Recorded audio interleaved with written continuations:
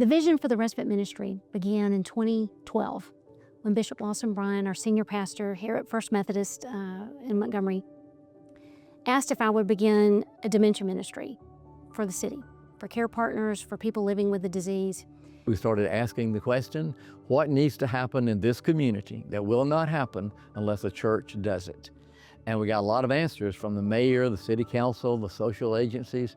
The one that seemed to match our church best was something for people living with dementia and their families. I had to sit with that for almost a year. I researched what we could do.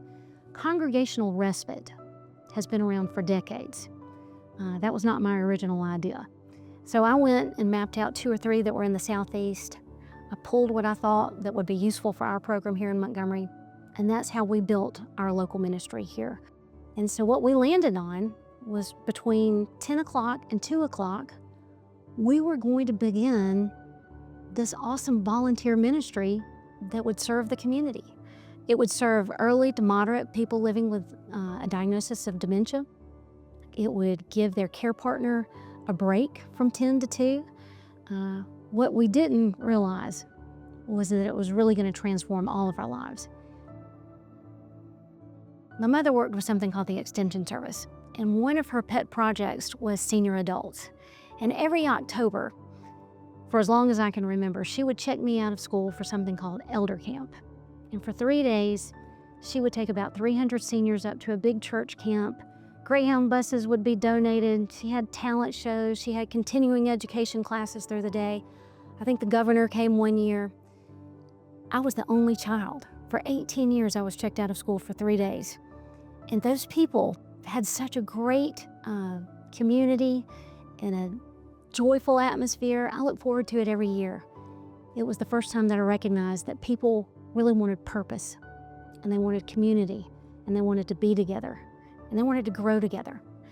And when I got into my adult life, and I knew that I wanted to work with seniors, when the chance for respite came along, I really think I've patterned respite around Elder Camp. It's a group of people, volunteers as well as our friends, and then the friends, caregivers, who are all there to love one another. And that's it. We walk in, there are hugs, I'm happy to see you again.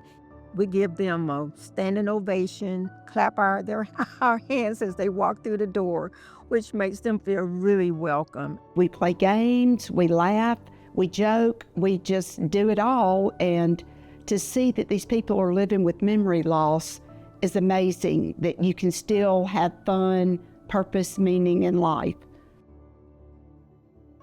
In 2015, Valerie Boyd came to Canterbury.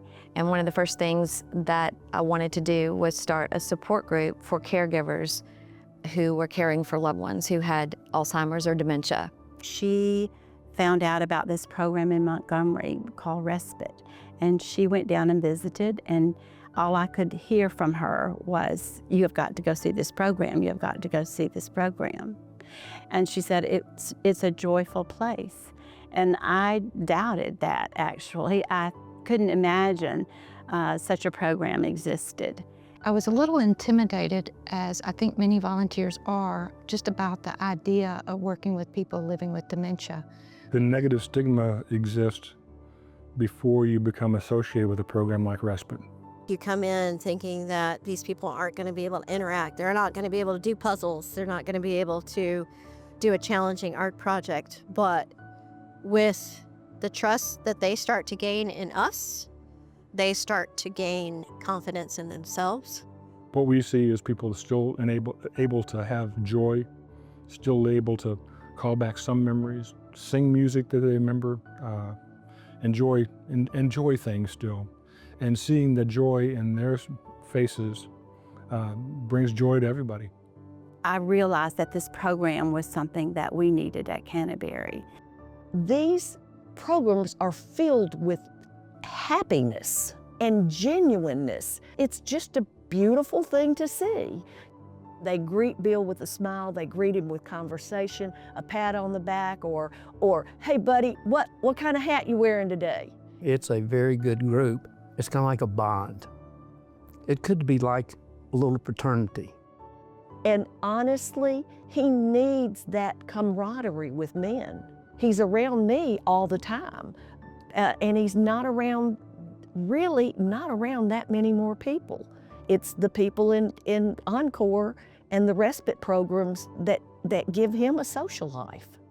He looks forward to going every time we drive over there.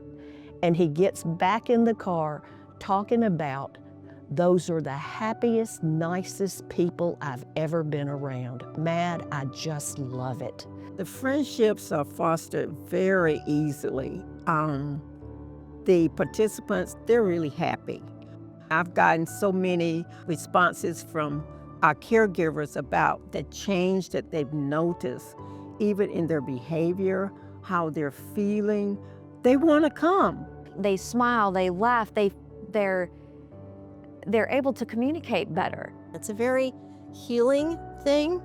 It's a kind of a spiritual experience, even though this isn't necessarily, at least this chapter, based on a religious program. It still is a spiritual experience. I feel every week that I come here, we have this sort of release that we get to feel. I think it's awful hard for at-home caregiver to create these kind of experiences day after day after day. But they can come here for 4 hours and they're surrounded by friends. And I think that creates joy in their life. And it creates joy in the life of the caregiver when they see their loved one experiencing that. By him going to these respite programs, it gives me a chance to recharge my batteries and take a little time out for myself. The signature story of Respite for All is about a couple named Jack and Mary. Jack was the head of a chemical incinerator in North Alabama, where I'm from.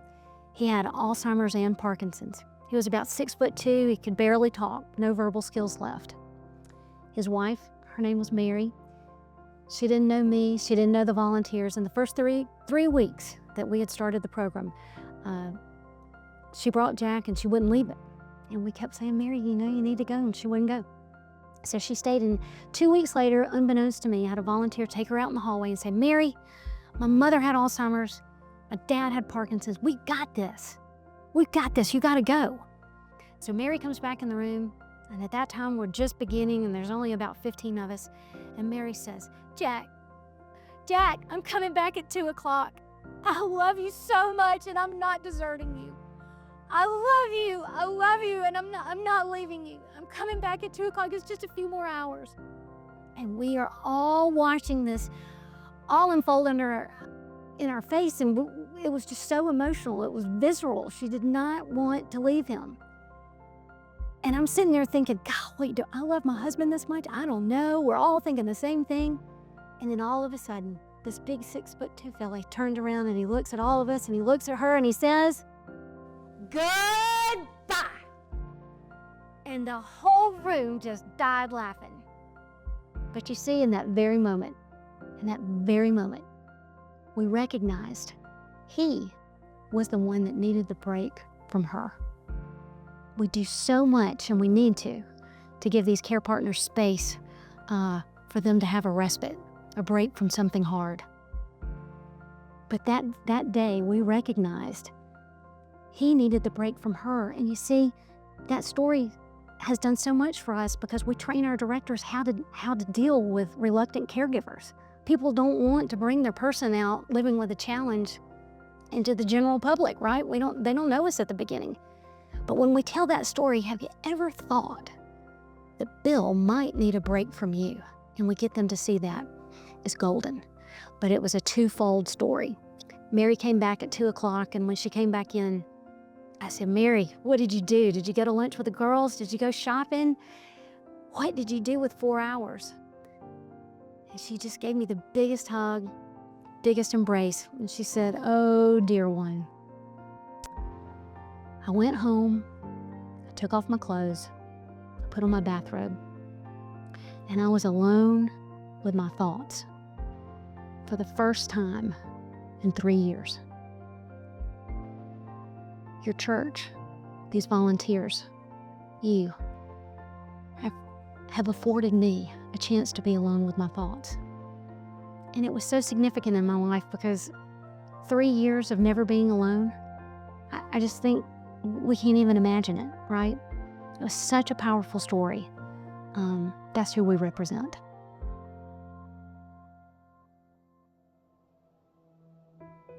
I've been in other programs for senior adults where you will see 1 or 2 people running around like crazy trying to take care of all the things, while a majority of the participants or the residents or whatever the case is are just sitting there, unengaged. The difference between something like that and the respite model is that you have essentially volunteer to participant ratio of 1 to 1. And that's very unique and it's very important. Because we're volunteer run, we can have a 1-to-1 ratio, which means there's no othering, there's no teacher-student, there's no somebody who needs to be taken care of. You get to show up as yourself and be part of the crowd. When I go down into the room, I really cannot tell who is the friend or who is the volunteer because everybody is on the same playing field. Everybody's interacting together. So I think it just provides that safe environment for the person that has cognitive impairment, that they can be themselves there. It has blurred the line between who is the care recipient and who is the caregiver.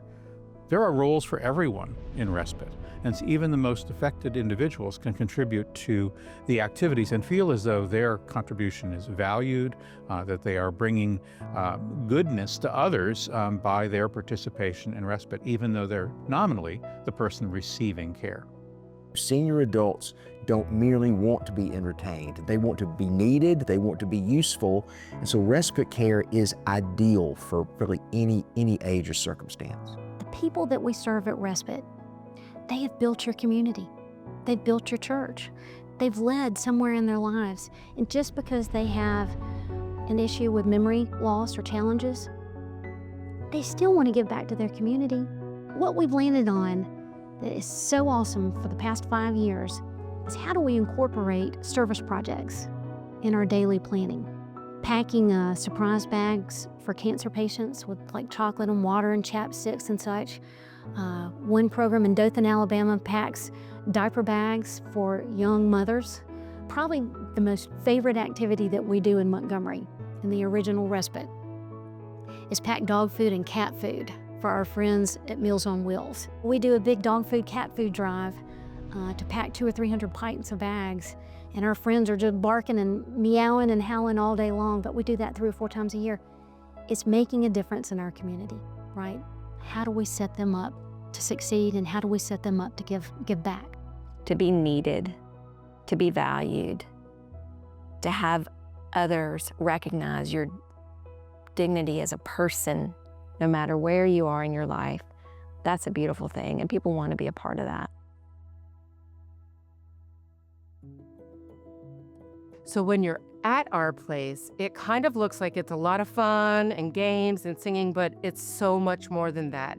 It's very intentional, the programming. We do things that light up the brain. Mobility is a critical aspect of well-being in people with neurologic disease. And so activities that involve mobility and balloon volleyball and things like that appear like fun, but they actually have other value.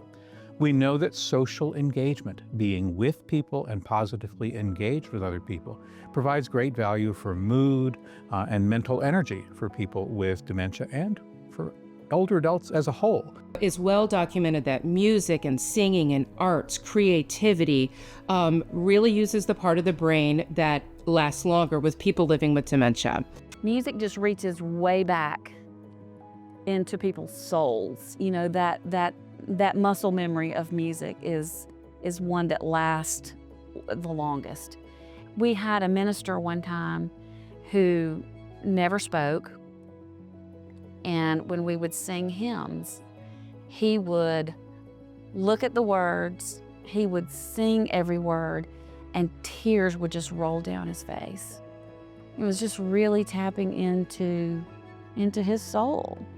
And the music is it just does beautiful things with these folks, for all of us, me included.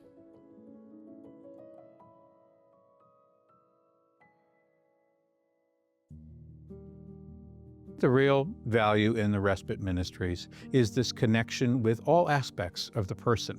It's not just the person affected by the dementia. It's not just the caregiver, but rather this sense that we are working together to improve our quality of lives. Respite care is a part of our ministry that provides the support for families, not only here in the congregation, but in the community.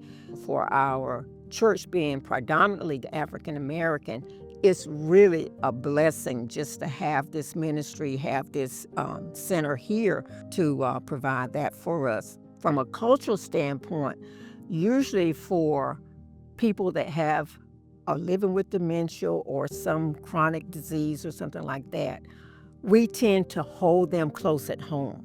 We don't bring them out.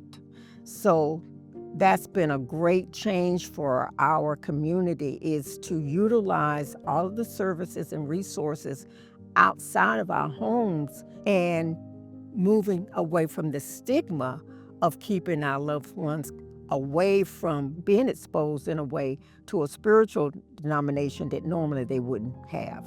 And that's what I love about Respite for All, is that we want to take a holistic approach in helping our families. Respite for All signifies respite for the care partner, respite for the person living with dementia and disease, but it also signifies respite for the mediocrity of retirement. How many baby boomers do we know that are searching for purpose and meaning? We had no idea the power that this was going to have to transform their lives. We dance, we sing, we have so much fun, and when they leave, I feel like I've done something with my life for that day, and I've enriched their life, but more than that, they've enriched mine, because I've had a great time, and I just feel very fulfilled, and it's different from any other volunteer experience that I've had, because it's so rewarding. It's instant gratification, you know. It's the day of the week that I laugh the most, I get the most hugs, and I just enjoy it so much that I get more out of it, I think, than I give to them. But it's just, it's a family, and you just feel the love for these people, and they show the love to us. What it did for our church, what it continues to do for Canterbury, is just remarkable. Probably half of our volunteers don't belong to our church, so it really brings people in to be together in the community. Just being in this place, being in this church, being in this atmosphere brings us closer together in a way that I think many times we don't realize how important it is. And that's the great thing, is that we're really making a great impact, not only in their lives, but especially in their families' lives, knowing that there is a support system in place, and a spiritual one too. I think we have to acknowledge God in the presence of this ministry, because without Him working in us to provide for them, it just couldn't be. Our church members who are volunteers have come alive in a way I always longed that they would be, but I couldn't make it happen. And they would say to me things like, I feel more like I'm serving Christ now than I ever have. One said, I joined this church to get to do things like this. I just didn't know it would be this good. That's when I realized we've got something here that's not just like any other program, it's a ministry, and it's changing the lives of the volunteers who are part of it.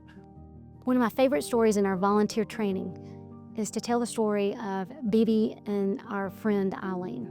Bibi was a physician's wife. Her husband had passed away. She was living in deep grief.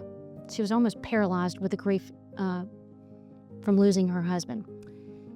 She called me one day and she said, boss, I really want to come and try to work. Can I come and try to volunteer with you? And I said, sure you can. Told her to give it a try. Well, there was a lady living with Lewy body dementia named Eileen, and she could not verbally talk. She loved to do our art projects, but she really couldn't talk. And Bibi, our volunteer, just really hit it off with Eileen, and they really became the best of friends. They were looking for each other every Wednesday. They, they loved and they knew one another.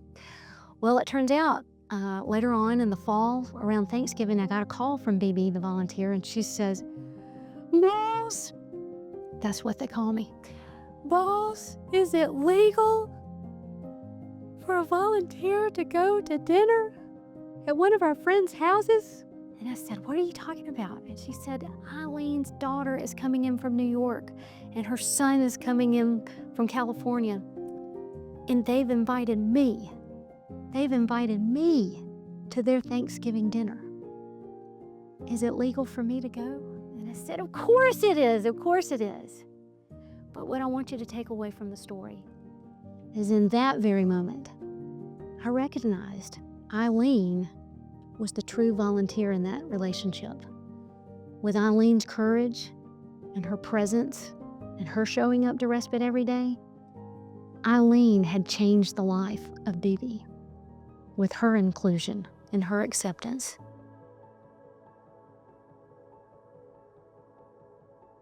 I tell everyone that comes into my support group, you cannot do this alone. You have to have support. You know, I talk to these care partners on the phone and they're just strung out and they're stressed out and they don't really know what we offer. And I just tell them, listen, we're not offering a cure.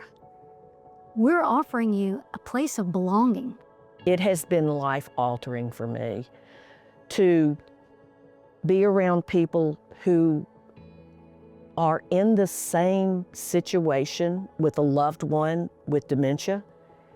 The skills that I have learned are unbelievable. I didn't know how to deal with Bill with this dementia. I didn't know.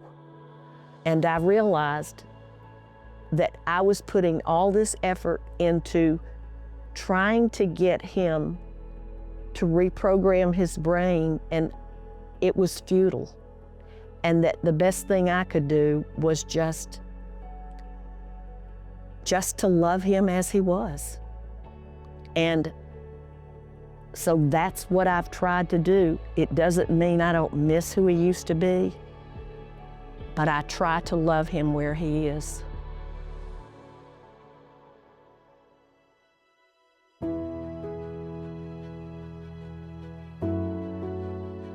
The narrative of dementia is that our life is over once we've gotten a diagnosis, right? That's why people don't go to the doctor. They don't want to hear it because they think their life is going to be over once they hear those words. There is so much more living to be done. There is so much more living. Respite for All provides the community of 50 new friends. Do you know how hard it is to make a new friend after you've had a diagnosis of Alzheimer's or dementia? It's almost impossible, right? But in our ministry, 4 hours a day, you're meeting multiple people through the week who care about you, who miss you, who look for you, who need your presence.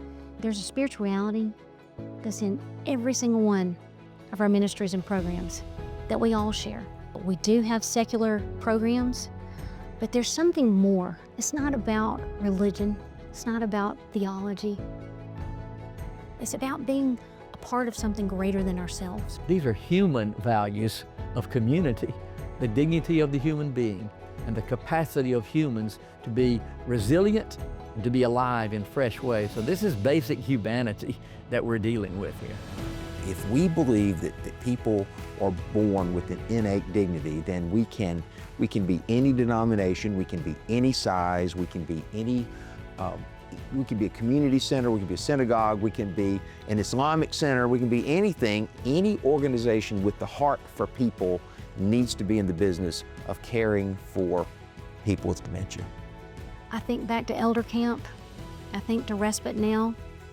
We are growing every day. It's rather amazing for a local church, or any group really, to be able to be on the leading edge of addressing a major social need for which nobody else knows what to do. It's going to change the world. It's a model that any church can do. It's not that hard.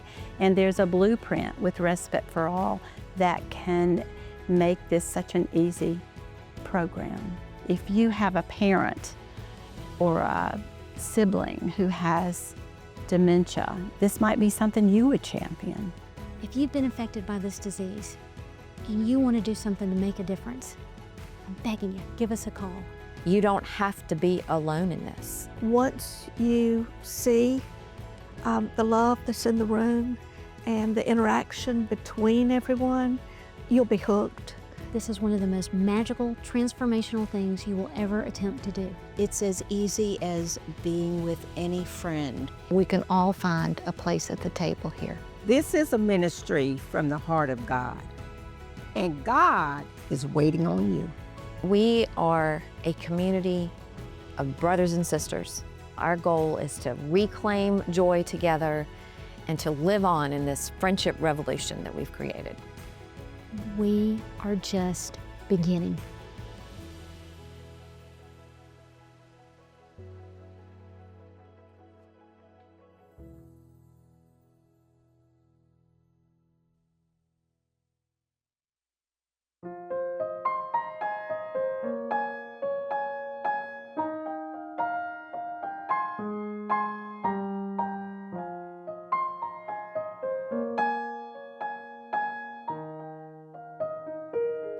We get it almost every night, and when that moon gets big and bright, it's a supernatural delight. Everybody was dancing in the moonlight. Oh,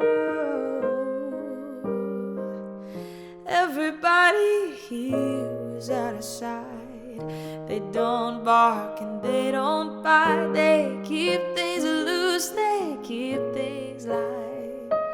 Everybody was dancing in the moonlight, dancing in the moonlight. Everybody's feeling warm and bright. It's such a fine and natural sight. Everybody's dancing in the moonlight.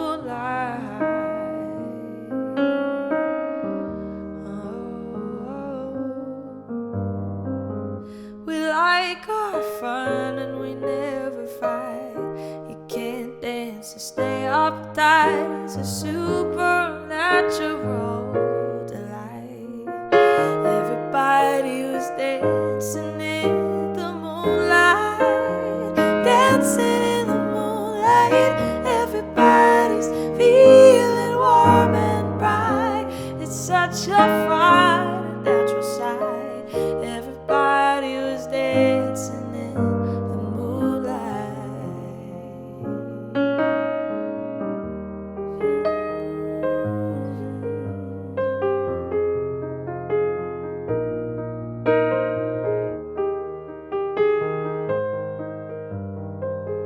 Everybody here is out of sight.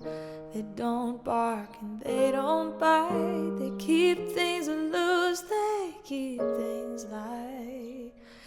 Everybody was dancing in the moonlight, dancing in the moonlight. Everybody's feeling warm and bright. It's such a fine and natural sight. Everybody's dancing in the moonlight.